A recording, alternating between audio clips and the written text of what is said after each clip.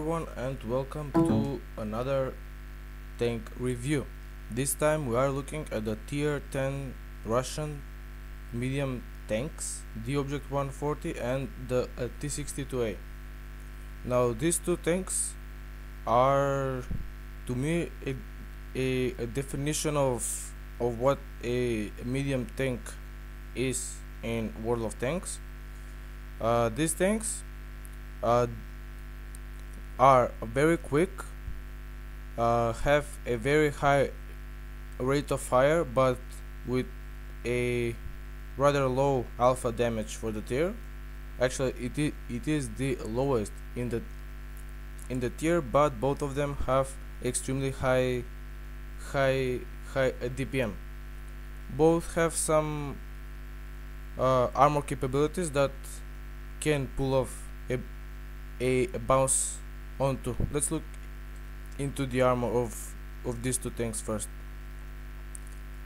We are gonna start with the T-62A. As you can see, the hull is rather weak, if I'm honest.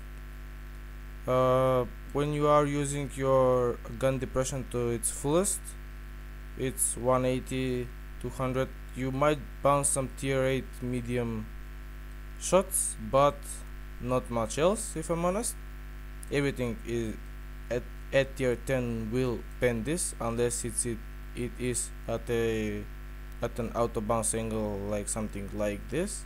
But what makes every Russian tank special, especially the T-62A, is its turret. As you can see, it's 240 at its weakest point. That is insane amounts of armor, if I'm honest with you. Nothing, unless it's hit or a tier 10 TD that will shoot this flat, nothing will pen this turret, if I'm honest. The turret hatch, it's a weak spot only if you shoot it from above, as you can see here. But when the T-62A is facing you like this and it is only showing its turret, you better run, because there is not much you can do to it, if I'm honest. There is no weak spot on this turret. It's no IS-7 turret, but for a medium tank it's very good. The gun mantlet also, even though it's small, it has insane armor values, as you can see. But the weakness of this tank is this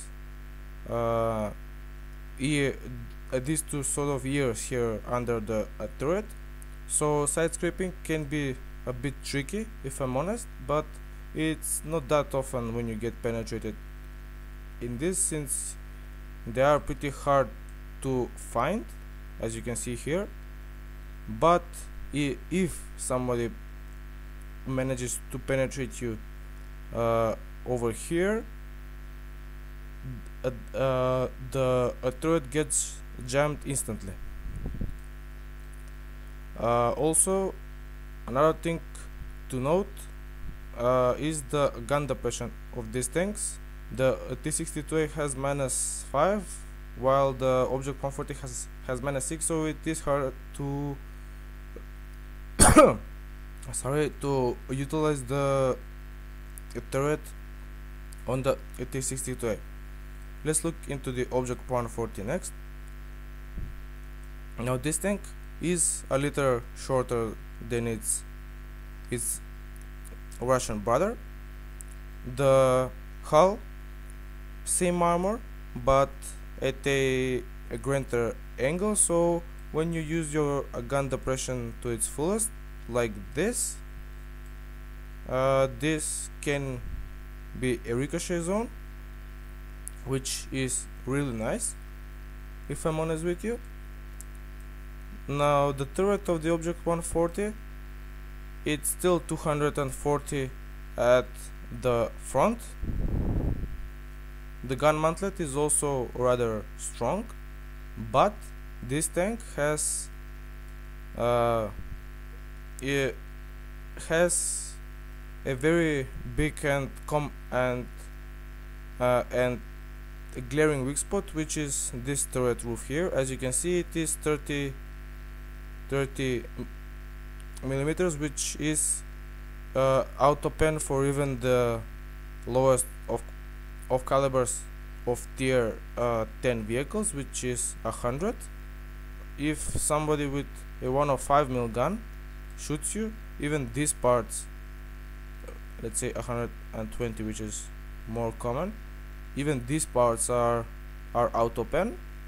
And on top of that, you have two turret hatches at this time that are not so well rounded and are not as well hidden as on the T-62A. Also, these shoulders here are auto pen, since they are only 30 millimeters, which means that sometimes I am getting penetrated even on these spots here. For side scraping, this tank is much better than the T-62A. As you can see, it has no ears around the turret. The side armor is the weaker side armor is only 57 millimeters, but it is almost all the time at an auto bounce angle. Even at sort of this angle, it's an auto bounce. It is rather well angled, as you can see here. The lower point is 80, which is really nice, so this tank can side scrape, but I've had problems since when you side scrape at very close ranges, the turret hatches do get exposed quite a bit. But overall, for some medium tanks, for a medium tank, these two tanks with their mobility combined have excellent armor, if I'm honest. Also, another thing that makes these tanks special is their soft stats. As you can see, the guns are very identical with minor things that separate them. So penetration is really good for both of them. 264. I almost never shoot gold. A DPM exactly the same. The view range also exactly the same. The signal range on the 140 is weaker, but it doesn't really matter, if I'm honest. The camo values do make a difference on the 140, but it's not by that much, but it's something to be noted. The accuracy and stats on the move are better for the T-62A, as you can see here, but only by a bit. The aim time on the T-62A is 2 seconds, while on the 140 is 2.1, which is almost unnoticeable. Some of these stats are worse since the 140 has a faster top speed. As I said previously, the gun depression is better on the 140, but by only a 1 degree, which sometimes can make a difference. But if you manage to make the 5 degrees of gun depression work on the T-62A, you won't have any problems.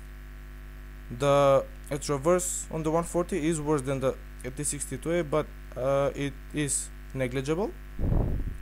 The power stats are better on the 140 by a bit, but the T-62A accelerates faster since these soft stats are better on it. Another weak point of the T-62A is its top speed. To me, that is the biggest reason why I would prefer the 140 over the T-62A, since I can use it for some advantageous positions at the beginning of the match, but it's not that big of a deal. But to me, it kind of makes a a difference. So choosing between these two tanks is very hard, if I'm honest. I mean, both do have similar gameplay, but both of them have some characteristics that makes them sort of they're sort of special in their own right. And before we go into the games, for equipment, I want to add that I would use a gun rammer, a vertical stabilizer, and coded optics for both of these tanks. Since on both of these tanks the fuel tanks are in the front, a automatic fire extinguisher is a must, with a repair kit and a first aid kit. With both of these garage reviews done, I think it's time to get into the game. And here we are in the first game. It will be in the Object 140. We are playing on Westfield. It obviously a top tier match. Since the enemy doesn't have all that much mediums, and they do not have any tier 10 mediums, I decided that the right thing to do this game is to help the heavies on the ridge lines, on the hills up on the northwest area. You can see that the Object 140 is fairly mobile when it comes to climbing hills.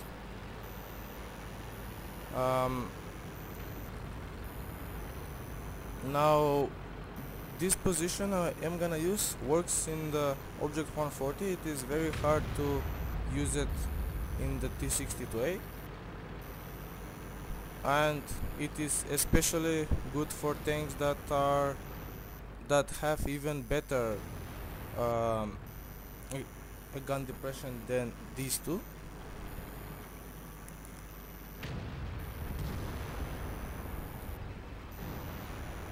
And as I climb up here, I will try to put side shots on the heavies. Usually no one expects a medium up here.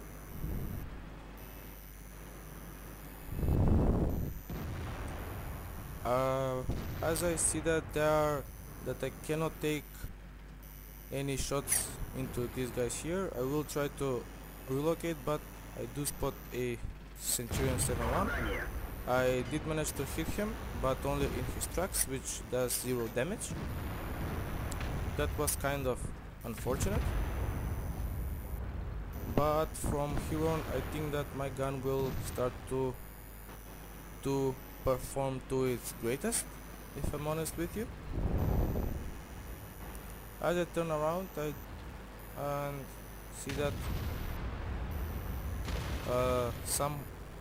that there is not much activity going on here, I do spot that our base is being attacked by an E-100. I don't know how he managed to get over there by not being spotted. I do try to put one shot into the mouse on the move. That was highly unlikely that it would have panned, so I don't even try with the second one. As the E-100 makes its way towards our base, this T-95 shoots him. A beautiful shot on the move. That is one thing that the Object 140 is great for, and another one which only tracks him, but that is fine by me. Now this is a medium 101, if I'm honest. A slow heavy, track him. He doesn't have the turret speed to do anything to me. Put another shot into the engine, and the T-95 finishes him. I see that our light is attacked by a T-54, and he will die, but I will try to make his sacrifice worth it. Actually, he doesn't at this point. I do manage to put one shot to the WZ, and the IS-8 shoots me in the side. That was kind of my mistake, and I put one more shot into his lower mid. I do try to jiggle a bit, and he shoots me in the tracks. That was another lucky shot. I hit his turret hatch, which is great news for me. Now, right there I was in a crossfire, so I did try to put some ground between me and the NusPojava, so I can only take one thing at a time. The WZ is open for me, but I do not have enough gun elevation, and as I do, he gets taken out by my team. The score is 7-7 at this point, but it's pretty dire because the northern side, as you can see, it is falling quite rapidly, and if I don't do something, we will lose. I do get spotted by the T-62A. There he is. I do manage to put one shot into him. He misses two and hits me once but doesn't penetrate, which showcases the armor capabilities, especially at long range. The IS-8 manages to take a shot into me, and since the T-54 is loading, I will try to take out the IS-8 first. He knows that he cannot do much at this point, and I take him out for his full HP. The score is still 9-10, and we are losing quite a bit. This T-54 is now reloaded with a full clip, and I will try to use my armor to my fullest. As I said, since I am using my gun depression, that means that my hull is at a very good angle, at over 250mm of effective armor, which is really nice, and that means that this guy cannot pen me, whatever he is doing. And right now, as I take him out, I do get pummeled with my side by a 50B. I do try to take cover. He bounces one, and the last one hits my truck. That was sort of lucky, but I did angle pretty well. So I know that now he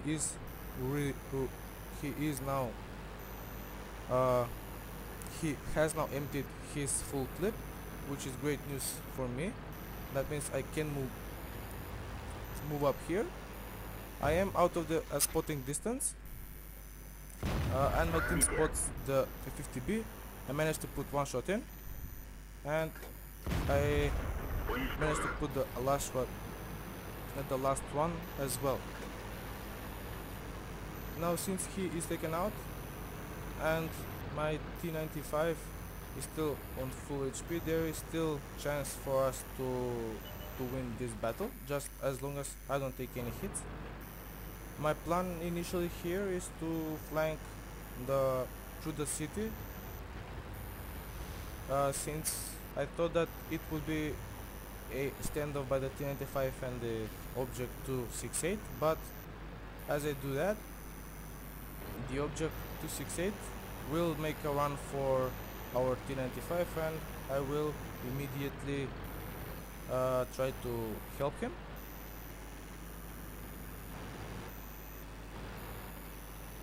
Now I do not want to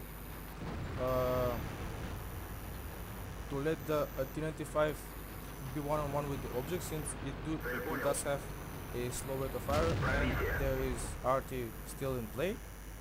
I do manage to put one side shot into the 268, and now the 268 is fucked, that is no doubt about it, but as long as their RT shoots or doesn't shoot us, it will be a-okay, I think. And as I shoot him one more time, the T-95 manages to shoot him another time. 268 bounces on him, and we are free to move. The artillery shot before, so that means that we are free for the moment.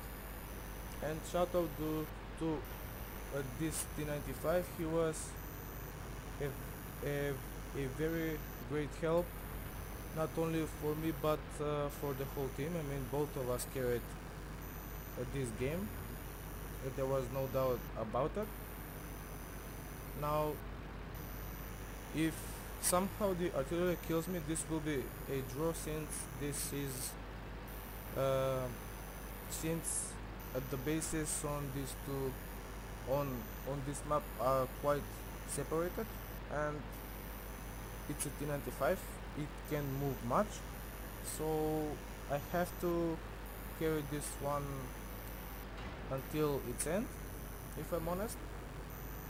Now I do try to ask my T-95, is there any chance that he might get there, since we do have some time left, but I am, and I do not want to risk it. But since there is no chance for us to since there is no chance for him to get to the base, that means that I will have to take the RT out by myself.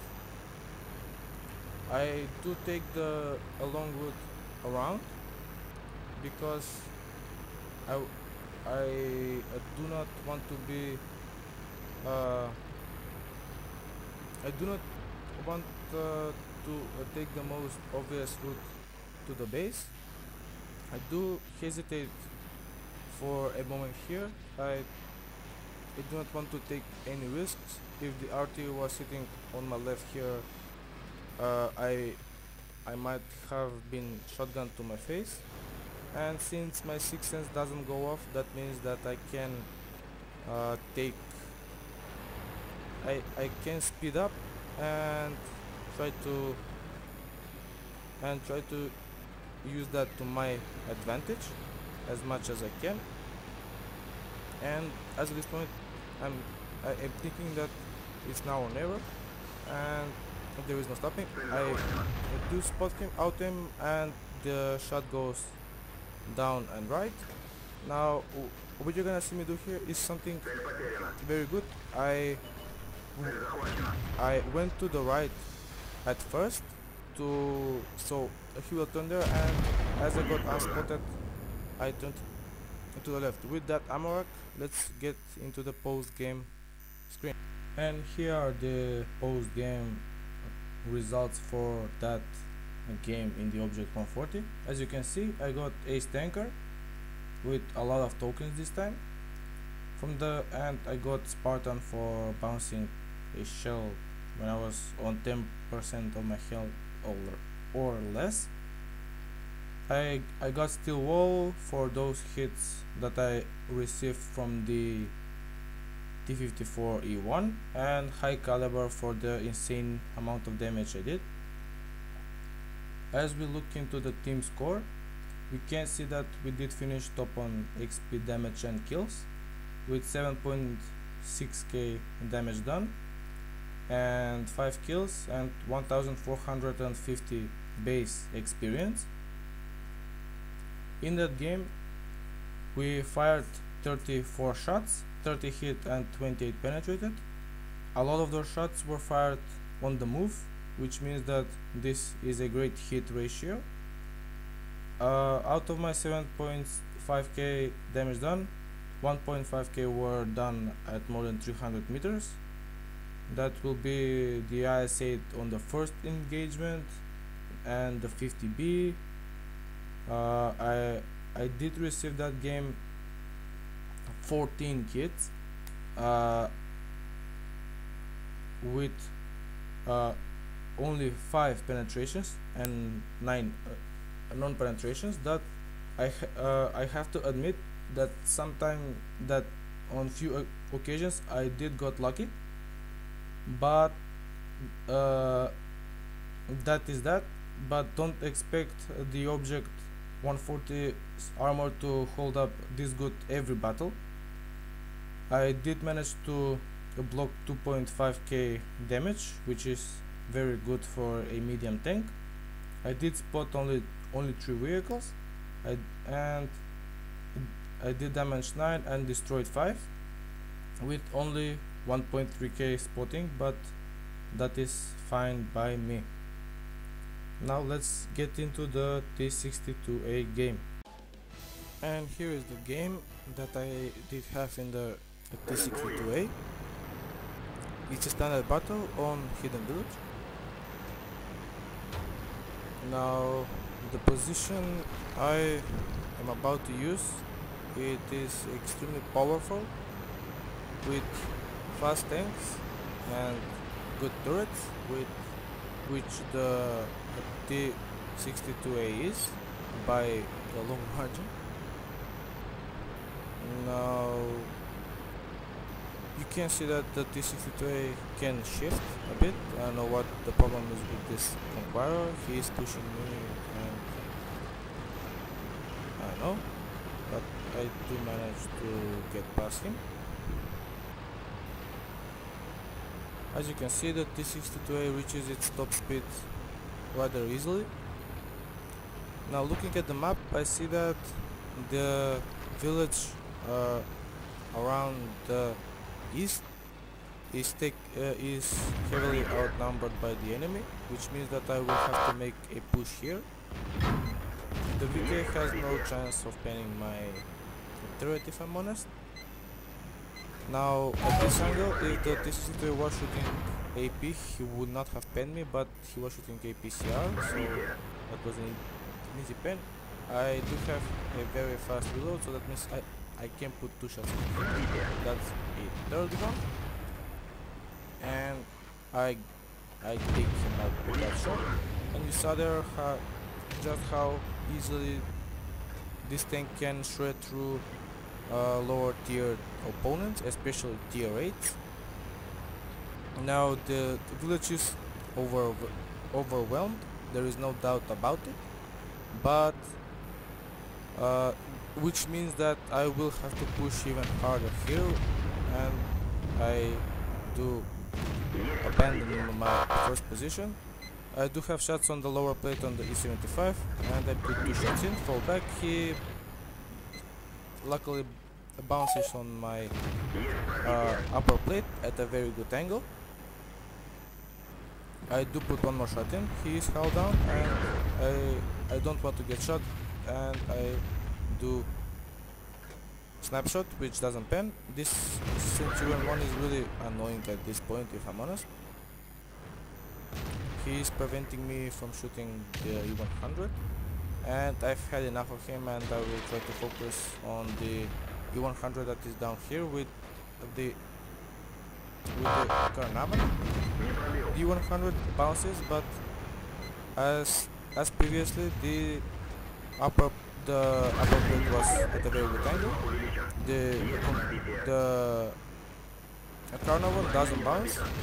That was a bad shot. I didn't aim it. The E100 tried to shoot me, but hits my 100, which is good. The Carnaval missions, which means that I can take him out. Now the scores is 3-6, and it's pretty bad for us at this point, but I do try to focus down this 100. He gives up on me, and he gets taken out.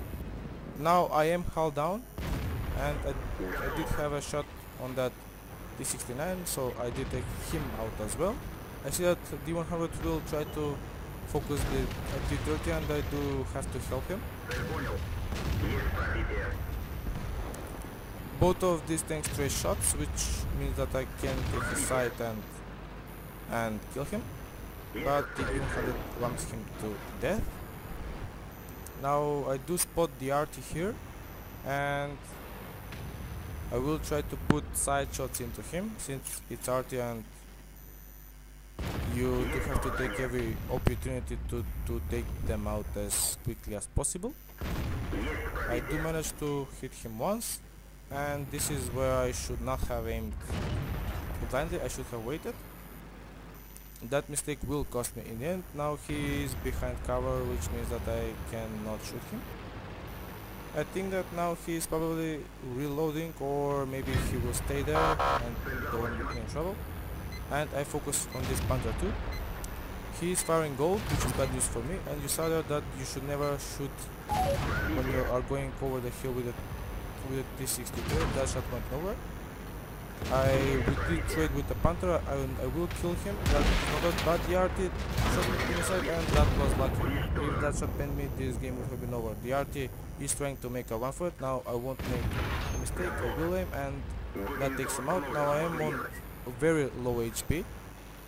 I do spot a Centurion down there.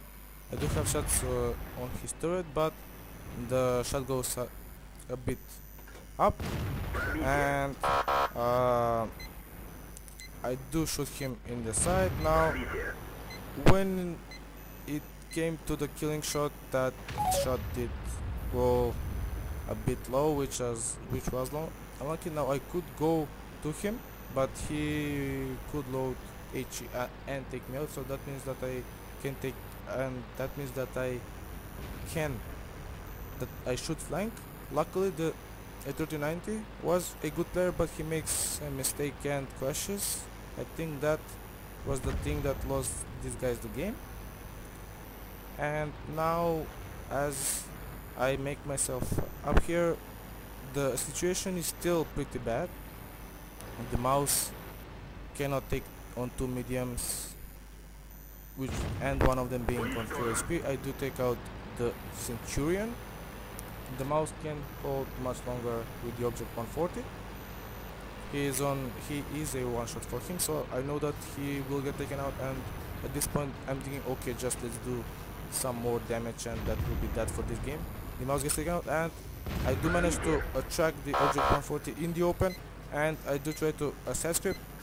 At this point I do retrack him, and I'm worried about him penning me in those years that I was telling you about. He shoots, I repair my tracks, I do have the reload advantage on him, and retrack him again.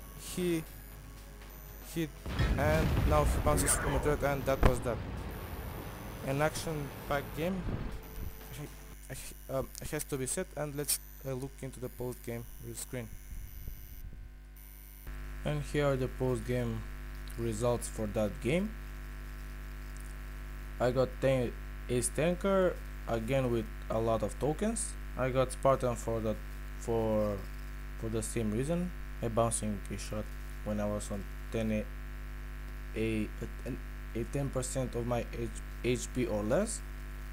Steel wall for the amount of damage I took. A high caliber for the damage I did, and Top Gun for the amount of kills.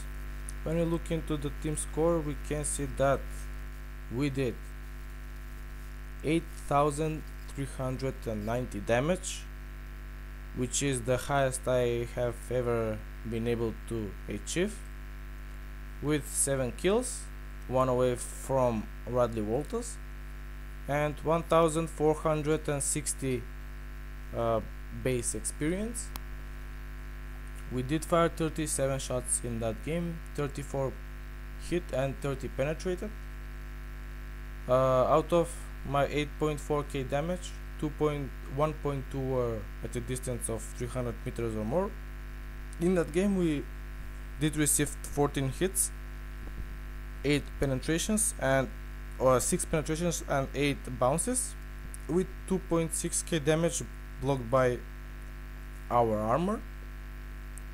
We did damage 12 vehicles, and 7 were destroyed by us, with 1.5k spotting damage. Anyway guys, that was my review on these two great Russian mediums. Hope you enjoyed this double take on two tanks. It's my first time, and bye for now.